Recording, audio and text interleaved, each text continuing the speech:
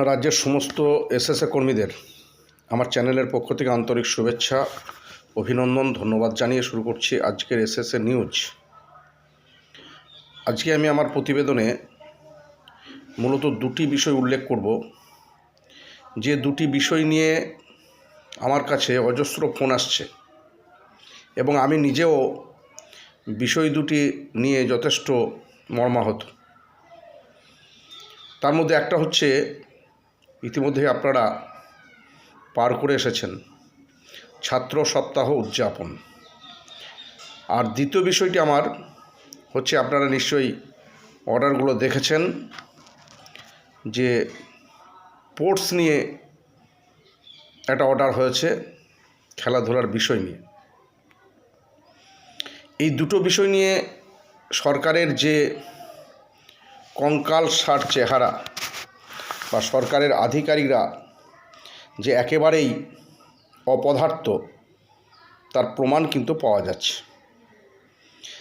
দেখুন কেন বিষয়গুলো আমি বলছি, তার যৌক্তিকতা কী আছে, তার পিছনে আমি কি যুক্তি খাড়া করতে পারি, সেটা আমার এই ভিডিওটি দেখলেই আপনারা বুঝতে পারবেন। প্রথমত আমি আসছি যে ছাত্র সপ্তাহ উদযাপনের জন্য আপনারা নিশ্চয়ই লক্ষ্য করে দেখেছেন ডিসেম্বরের শেষ সপ্তাহে ব্লক থেকে একটা অর্ডার হয়, তার আগে ব্লকে জেলা থেকে অর্ডার আসে, তার আগে রাজ্য থেকে জেলায় অর্ডার আসে। তো ঘটা করে ছাত্র সপ্তাহ উদযাপনের জন্য একটা কর্মসূচিও দেওয়া হয় এবং সেই কর্মসূচি আমরা পালন করেও থাকি। কিন্তু দুঃখের বিষয় যে এগুলো পরিচালনা করতে গেলে একটা অর্থের প্রয়োজন। বছরের শুরুতে নতুন বছরে ছাত্রছাত্রীদের জন্য কিছু তিথিভোজ বা বিভিন্ন রকমের ভোজনের কথা সরকারিভাবে বলা হচ্ছে। যে সমস্ত আধিকারিকরা এই সমস্ত পরিকল্পনা করছেন তাদের মাথায় এটা থাকছে না যে অর্থটা কোথা থেকে আসবে। এমনিতেই বিগত 2 বছরে মাত্র 25% কম্পোজিট গ্রান্ট স্কুলগুলোতে ঢুকেছে, যে টাকা দিয়ে পরীক্ষা পরিচালনা করাই অসম্ভব। চক ডাস্টার তো কেনা যাচ্ছে না, স্কুলের বিদ্যুৎ বিল মেটানো সম্ভব হচ্ছে না, তারপরে এই ধরনের ফতোয়া। তো জানি না এটা কতটা যুক্তিসঙ্গত বা কতটা প্রাসঙ্গিক, আপনারা ভেবে দেখবেন। বিভিন্ন ধরনের ফতোয়া জারি করা হচ্ছে। দ্বিতীয় বিষয় হচ্ছে যেটা সবচেয়ে মর্মান্তিক, সেটা হচ্ছে স্পোর্টসের জন্য একটা অর্থ অ্যালটমেন্ট করা হয়েছে। সেখানে আমরা দেখতে পাচ্ছি যে সমস্ত এমএসকেগুলোতে 75 থেকে 150 জন ছাত্রছাত্রী আছে সেখানে দেওয়া হবে 15,000 টাকা। যে সমস্ত শিক্ষাকেন্দ্রগুলিতে 151 থেকে 250 জন ছাত্রছাত্রী আছে সেখানে দেওয়া হবে 25,000 টাকা। যেখানে 251 থেকে 500 জন আছে সেখানে 30,000, যেখানে 501-এর অধিক সেখানে 40,000 টাকা। তো সবচেয়ে দুর্ভাগ্যজনক বিষয় হচ্ছে এটাই যে যেখানে 70 জন ছাত্রছাত্রী আছে সেই সমস্ত শিক্ষাকেন্দ্র 1টি টাকাও পাবে না। অর্থাৎ তাদের খেলাধুলার শখ নেই, খেলাধুলার প্রয়োজন নেই। সেই সমস্ত শিক্ষাকেন্দ্রের ছাত্রছাত্রীরা খেলাধুলা করবে না, তাদের কর্তৃত্ব দেওয়া হবে না, এটাই সরকারের নির্দেশিকা। তো এটা যে সমস্ত আধিকারিকরা এই পরিকল্পনাগুলো গ্রহণ করছে আমি জানি না, হয়তো আমার ভাষাটা একটু খারাপ হতেও পারে, যে তারা এই পরিকল্পনাগুলো কিভাবে গ্রহণ করছে। তারা কি সুস্থ মস্তিষ্কে স্বাভাবিক অবস্থায় গ্রহণ করছে, না কোনো মাদকদ্রব্য পান করে এই ধরনের পরিকল্পনাগুলো নেওয়া হচ্ছে? আচ্ছা বলুন তো, রাজ্যে যে সমস্ত শিক্ষাকেন্দ্রগুলো আছে এমএসকে মাধ্যমিক শিক্ষাকেন্দ্র, সেখানে একটা ব্লকের হয়তো 5টা, কোথাও 7টা, কোথাও 4টে শিক্ষাকেন্দ্র আছে। সেই ব্লকে 6টার মধ্যে যদি 5টা শিক্ষাকেন্দ্রে টাকা পায়, একটা না পায়, তাহলে সেই সমস্ত ছাত্রছাত্রী যে শিশুদের যে মনোভাব, শিশু মনে কি একটা প্রভাব পড়তে পারে একটু ভেবে দেখেছেন? আমি ওই সমস্ত আধিকারিকদের যারা মাদকদ্রব্য পান করে এই সমস্ত পরিকল্পনা করছেন সেই সমস্ত আধিকারিকদের কথা বলছি।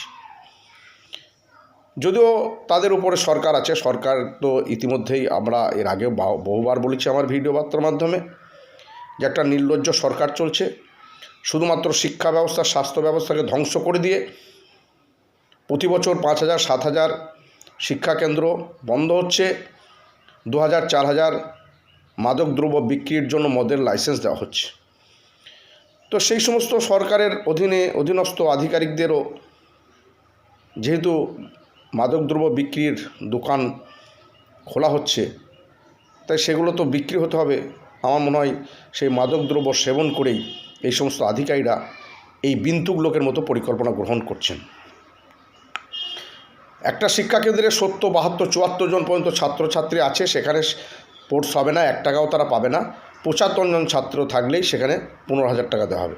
আবার একটা বিষয় দেখুন, যদি 149 জন বা 50 জন ছাত্রছাত্রী থাকে তাদেরকে দেওয়া হবে 15,000 টাকা, আর 2টো ছাত্র যদি তার অন্য স্কুলে বেশি থাকে, অর্থাৎ 151 জন বা 52 জন যদি থাকে, তাদেরকে দেওয়া হবে 25,000 টাকা। মানে 2 জন ছাত্র পিছনে 10,000 টাকা বাড়তি অ্যালট করা হয়েছে।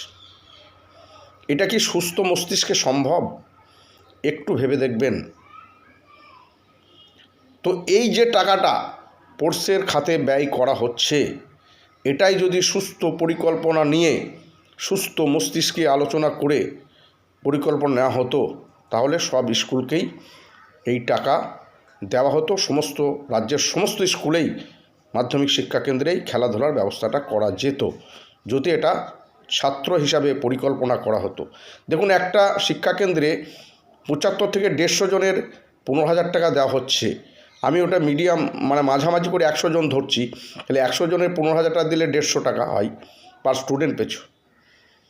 তো সেখানে যদি 50 জন ছাত্রছাত্রী যেখানে আছে, সেখানে যদি 150 টাকা হিসেবে 5 ডেড়ে 7,500 টাকা দেওয়া হতো বা 8,000 টাকা দেওয়া হতো, বা এই সমস্ত শিক্ষাকেন্দ্রগুলিতে যদি এই হিসাবে রেশিও মেনটেন করে দেওয়া হতো, তাহলে 2 জন ছাত্রর জন্য বা ছাত্রছাত্রীর জন্য 10,000 টাকা বাড়তি লাগতো না। একটা সুনির্দিষ্ট পরিকল্পনা করলেই রাজ্যের সমস্ত শিক্ষাকেন্দ্রে এই খেলাধুলার স্পোর্টসের বিষয়টা সুষ্ঠুভাবে পরিচালনা করা যেত। এই বিষয়ে আমাদের নেতৃত্বদের সঙ্গে আলোচনা হয়েছে, কথা হয়েছে। আমরা আগামী কর্মসূচিতে এটা নিয়ে তীব্র প্রতিবাদ জানাবো, এটা আমাদের স্থির হয়েছে। সবশেষে আমি যেটা বলবো, বেশ কিছু জেলাতে আমরা লক্ষ্য করে দেখছি, বিভিন্নভাবে খবর আসছে যে রাজ্য থেকে সাম্মানিক ঢোকার পরে অন্ততপক্ষে 10 দিন 12 দিন লেগে যাচ্ছে শিক্ষক শিক্ষিকাদের অ্যাকাউন্টে সেই টাকাটা ক্রেডিট হতে। যে সমস্ত আধিকারিকরা এই সাম্মানিকের বিষয়ে কাজ করেন, তাদের ন্যূনতম লজ্জা থাকলে এটা হতো না। কারণ তারা মাসের 1 তারিখে মাইনেটা পান। যদি 1 তারিখের জায়গায় 2 তারিখ বা 3 তারিখ হয়ে যায়, তখন তাদের ছটফটানি লেগে যায়। অথচ তারা যে সাম্মানিক পান, যে মাইনেটা পান, তাদের 1 মাসের মাইনেতে 6 মাস সংসার চালানো যায়। কিন্তু এই এসএসকে বা এমএসকে শিক্ষা কেন্দ্রের শিক্ষক শিক্ষিকাদের এবং পার্শ্ব শিক্ষকদের যে সাম্মানিক দেওয়া হয়, তাতে তাদের পুরো মাসটা চলে না। তারপরে যদি 8 দিন 10 দিন করে সেটা রেখে দেওয়া যায়, পিছিয়ে দেওয়া যায়, তাহলে তাদের কি পজিশন হতে পারে, কি অবস্থা হতে পারে, সেটা একটু ভেবে দেখার জন্য আমি ওই সমস্ত আধিকারিকদের অনুরোধই করছি। যদিও অনুরোধ করার মতো যোগ্য তারা নয়। সবশেষে আমি রাজ্যের যে সমস্ত যে সমস্ত জেলাগুলিতে এই ধরনের ঘটনা ঘটছে, তাদেরকে বলবো, আপনার জেলার শিক্ষকদের সংঘবদ্ধভাবে নিয়ে গিয়ে ওই সমস্ত আধিকারিকদের বিরুদ্ধে কড়া ব্যবস্থা গ্রহণ করুন। তবেই একমাত্র এটা ঠিক হবে, নচেত হবে না। সবশেষে রাজ্যের শিক্ষক শিক্ষিকাদের উদ্দেশ্যে বলতে চাই, আগামী দিনে এই সমস্ত বিষয় নিয়ে হয়তো একটা কর্মসূচি নেওয়া হতে পারে, রাজ্য স্তরে আলোচনা চলছে। তো সেই কর্মসূচিতে আপনারা অবশ্যই সকলেই ঐক্যবদ্ধভাবে ঝাঁপিয়ে পড়বেন, এই অনুরোধ রেখে আজকের মতো এসএস নিউজ শেষ করছি। ভালো থাকবেন, সুস্থ থাকবেন, ধন্যবাদ।